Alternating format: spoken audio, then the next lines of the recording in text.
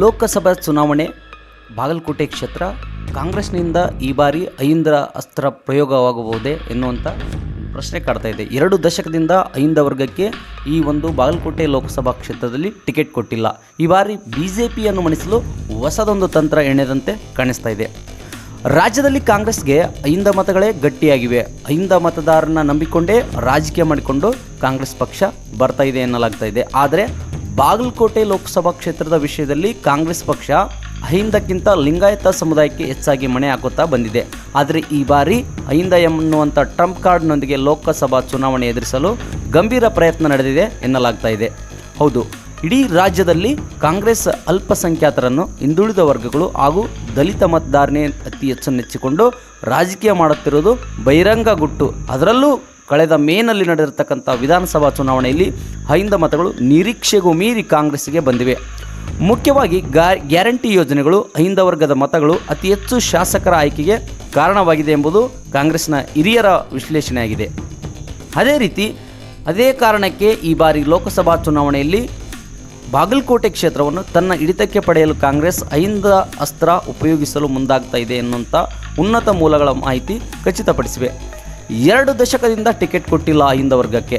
ಹೌದು, ಐಂದ ಮತಗಳನ್ನೇ ನೆಚ್ಚಿಕೊಂಡರೂ ಕಾಂಗ್ರೆಸ್ ಪಕ್ಷ ಕಳೆದ 2 ದಶಕದಿಂದ ಈ ಒಂದು ಐಂದ ವರ್ಗದ ನಾಯಕರಿಗೆ ಟಿಕೆಟ್ ಕೊಟ್ಟಿಲ್ಲ. ಆದರೆ ಬಿಜೆಪಿ ಐಂದ ವರ್ಗದ ನಾಯಕರಿಗೆ ಟಿಕೆಟ್ ಕೊಟ್ಟು ಸತತವಾಗಿ 4 ಬಾರಿ ಈ ಕ್ಷೇತ್ರ ತನ್ನ ಹಿಡಿತದಲ್ಲಿ ಇಟ್ಟುಕೊಂಡಿದೆ. ಕಾಂಗ್ರೆಸ್ ಐಂದ ಮತಗಳು ಬಿಜೆಪಿ ಲಿಂಗಾಯತ ಮತಗಳನ್ನು ನೆಚ್ಚಿಕೊಂಡಿದೆ ಎಂಬಂಥ ಮಾತುಗಳು ಕೇಳಿಬರ್ತಾ ಇದೆ. ಆದರೆ ಬಾಗಲಕೋಟೆ ಲೋಕಸಭಾ ಚುನಾವಣೆ ವಿಷಯದಲ್ಲಿ ಬಿಜೆಪಿ ಐಂದ ವರ್ಗಕ್ಕೆ, ಕಾಂಗ್ರೆಸ್ ಲಿಂಗಾಯತ ವರ್ಗಕ್ಕೆ ಟಿಕೆಟ್ ಕೊಡ್ತಾ ಬಂದಿವೆ.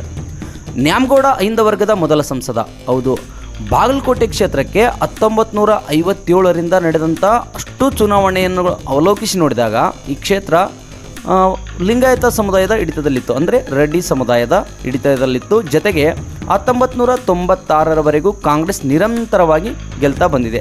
ಕಾಂಗ್ರೆಸ್ನಲ್ಲಿ ಮೊದಲ ರೆಡ್ಡಿಯೇತರ ಸಂಸದರಾಗಿ ಅದೇ ವೇಳೆಗೆ ಕೇಂದ್ರದಲ್ಲಿಯೂ ಸಚಿವರಾಗಿರ್ತಕ್ಕಂಥ ಕೀರ್ತಿ ದಿವಂಗತ ಸಿದ್ದು ನ್ಯಾಮಗೌಡ ಅವರಿಗೆ ಸಲ್ಲುತ್ತದೆ. ಇನ್ನು ಕಾಂಗ್ರೆಸ್ಸೇತರ ಮೊದಲ ಸಂಸದ ಎಂಬ ಖ್ಯಾತಿ ಮಾಜಿ ಸಚಿವ ಬಾಗಲಕೋಟೆಯ ಹಾಲಿ ಶಾಸಕರಾಗಿರ್ತಕ್ಕಂಥ SY ಮೇಟಿ ಅವರಿಗೆ ಸಲ್ಲುತ್ತದೆ. ಇಲ್ಲಿ ಗಮನಾರ್ಹ ವಿಷಯ ಅಂತಂದರೆ ಐಂದ ವರ್ಗದ ಮೊದಲ ಬಾರಿಗೆ ಟಿಕೆಟ್ ಕೊಟ್ಟಾಗ ಕಾಂಗ್ರೆಸ್ ಗೆದ್ದಿತ್ತು. ಇಲ್ಲಿ ನೋಡಿ, ಐಂದ ವರ್ಗಕ್ಕೆ ಮೊದಲ ಬಾರಿಗೆ ಕಾಂಗ್ರೆಸ್ ಟಿಕೆಟ್ ಕೊಟ್ಟಂಥ ಸಮಯದಲ್ಲಿ ಕಾಂಗ್ರೆಸ್ ಗೆದ್ದಿತ್ತು. ಆದರೆ ಇಲ್ಲಿವರೆಗೂ ಐಂದ ವರ್ಗಕ್ಕೆ ನಂತರ ಟಿಕೆಟ್ ಕೊಟ್ಟಿಲ್ಲ. ಆದ್ದರಿಂದ ಇಲ್ಲಿವರೆಗೂ ಕೂಡ ಕಾಂಗ್ರೆಸ್ ವಿಜಯವನ್ನು ಸಾಧಿಸಿಲ್ಲ. ಅತಿ ಹೆಚ್ಚು ಮತಗಳಿಂದ ಸೋಲು. ಹೌದು, ಬರಲಿರುವಂಥ ಲೋಕಸಭಾ ಚುನಾವಣೆಯಲ್ಲಿ ಐಂದ ವರ್ಗಕ್ಕೆ ಟಿಕೆಟ್ ಕೊಡಬೇಕೆಂಬ ಪ್ರಬಲವಾದಂಥ ಬೇಡಿಕೆ ಹಾಗೂ ಹಲವು ಚುನಾವಣೆಗಳ ವಿಶ್ಲೇಷಣೆ ವರದಿಯನ್ನು ಹಲವಾರು ಕಾಂಗ್ರೆಸ್ನ ಹಿರಿಯರು ಮುಂದೆ ಇಟ್ಟಿದ್ದಾರೆ. 1999ರವರೆಗೂ ಕಾಂಗ್ರೆಸ್ನ ಹಿಡಿತದಲ್ಲಿದ್ದ ಈ ಕ್ಷೇತ್ರವನ್ನು ಸತತವಾಗಿ 2 ದಶಕಗಳಿಂದ ಪುನಃ ಕಾಂಗ್ರೆಸ್ನ ತನ್ನ ತೆಕ್ಕೆಗೆ ಪಡೆಯಲು ಆಗಿಲ್ಲ. 2004ರಿಂದ ಇಲ್ಲಿಯವರೆಗೂ ಲಿಂಗಾಯತರಿಗೆ ಟಿಕೆಟ್ ಕೊಡಲಾಗಿದೆ. ಆ ಎಲ್ಲ ಫಲಿತಾಂಶದಲ್ಲೂ ಗೆಲುವಿನ ಅಂತರ 1.5 ಲಕ್ಷಗಳ ಮತಗಳ ಮೇಲ್ಪಟ್ಟಿದೆ. ಅಲ್ಲದೆ ಬದಲಾದಂಥ ರಾಜಕೀಯ ಸನ್ನಿವೇಶದಲ್ಲಿ ಲಿಂಗಾಯತ ಮತಗಳು ಕಾಂಗ್ರೆಸ್ನಿಂದ ದೂರವಾಗಿವೆ ಎನ್ನಲಾಗ್ತಾ ಇದೆ. ಹೀಗಾಗಿ ಐಂದ ವರ್ಗದ ಬಲ ಪಡೆದು ಪುನಃ ಈ ಕ್ಷೇತ್ರ ಕಾಂಗ್ರೆಸ್ ಪಡೆಯಲು ಆ ವರ್ಗದ ನಾಯಕರಿಗೆ ಟಿಕೆಟ್ ಕೊಡಬೇಕೆಂಬ ವಿಶ್ಲೇಷಣಾತ್ಮಕ ಒತ್ತಾಯ ಕೇಳಿಬರ್ತಾ ಇದೆ. ಕಾಂಗ್ರೆಸ್ ಹೈಕಮಾಂಡ್ಗೆ ಇದನ್ನು ತಲುಪಿಸಲಾಗಿದೆ ಎನ್ನಲಾಗ್ತಾ ಇದೆ. ಒಟ್ಟಾರೆ ಈ ಬಾರಿಯ ಕಾಂಗ್ರೆಸ್ ಐಂದ ಅಸ್ತ್ರದೊಂದಿಗೆ ಲೋಕಸಭಾ ಚುನಾವಣೆ ಎದುರಿಸಲು ಗಂಭೀರ ಪ್ರಯತ್ನ ನಡೆಸ್ತಾ ಇದೆ ಎಂದು ಕಾಂಗ್ರೆಸ್ನ ಮೂಲಗಳು ಖಚಿತಪಡಿಸಿವೆ. ಈ ಒಂದು ಚುನಾವಣೆಯಲ್ಲಿ ಕಾಂಗ್ರೆಸ್ನ ಐಂದ ನಾಯಕಿ ರಕ್ಷಿತಾ ಭರತ್ ಕುಮಾರ್ ಇಟಿ ಪ್ರಬಲ ಆಕಾಂಕ್ಷಿಯಾಗಿದ್ದಾರೆ. ಇವರಿಗೆ ಟಿಕೆಟ್ ಬಹುತೇಕ ಖಚಿತ ಎಂದು ಹೇಳಲಾಗ್ತಾ ಇದೆ. ಕಾದು ನೋಡಬೇಕು. ಜೊತೆಗೆ ಕಳೆದ ಬಾರಿ ಸೋತಿರ್ತಕ್ಕಂಥ ವೀಣಾ ಕಾಶ್ಯಪ್ನವರು, ಇವರು ಮಾಜಿ ಜಿಲ್ಲಾ ಪಂಚಾಯತ್ ಅಧ್ಯಕ್ಷರಾಗಿದ್ದರು. ಜೊತೆಗೆ ಶ್ರೀ ವಿಜಯಾನಂದ ಕಾಶ್ಯಪ್ನವರ ಧರ್ಮಪತ್ನಿಯಾಗಿದ್ದಾರೆ. ಈ ಬಾರಿ ಇನ್ನೊಂದು ಬಾರಿ ನಾನು ಅವಕಾಶ ಕೊಟ್ಟರೆ ನಾನು ಸ್ಪರ್ಧೆ ಮಾಡಿ ಗೆಲ್ತೀನಿ ಅನ್ನುವಂಥ ಮನೋಭಾವದಲ್ಲಿ ಅವರಿದ್ದಾರೆ. ಇಲ್ಲಿ ಬಹುತೇಕವಾಗಿ ಐಂದ ವರ್ಗಕ್ಕೆ ಈ ಬಾರಿ ಟಿಕೆಟ್ ನೀಡುವ ಒಂದು ಹುಮ್ಮಸ್ಸಿನಲ್ಲಿ ಕಾಂಗ್ರೆಸ್ ಇದೆ.